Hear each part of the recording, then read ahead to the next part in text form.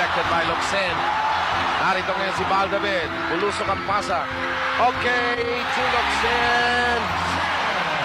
Nagkakaroon yata ng konting gulo. Noli Locsin at saka si Bonel Balingit. Nagkaroon ng konting gulo. At sabi ni Noli Balingit, nasiko daw siya sa baba. Mukhang hinamon ni Noli Locsin ito si Bonel Balingit.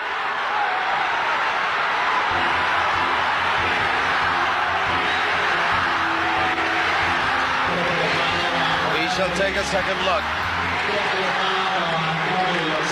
Nagkaroon ng double technical foul. Panuuri po natin.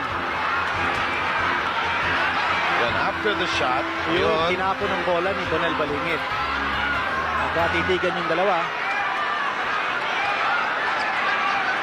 here's that drive by Locsin, which goes, makes it 26-20. Locsin, ayun, nasundan ng camera pa natin. Kamuntik na. He will not have no control of defending. They also with a toss inside to Locsin, and Ginebra San Miguel is on the board. Medyo malalaki yung bakod doon. Again, the interior defense. May fast break attack on the other end. Magkakaroon pa ng foul. Foul si Eric Reyes. Walking. Well, panurin natin itong foul ng Sanctis. Self, sa tingin ko, very predictable ang offense ng Sanctis at this stage because Bison applies the brakes outside to Baldavid. Ball scoots inside, gives it to Locsin. and what a move.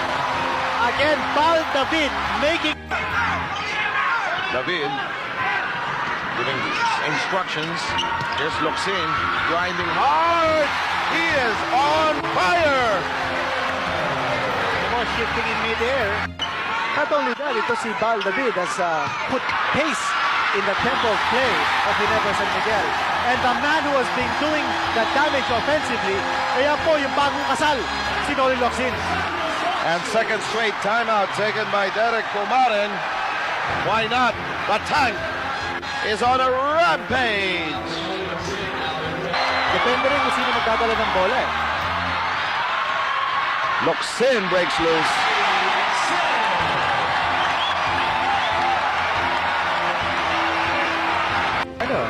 Skills. Ito na naman si Noli Locsin.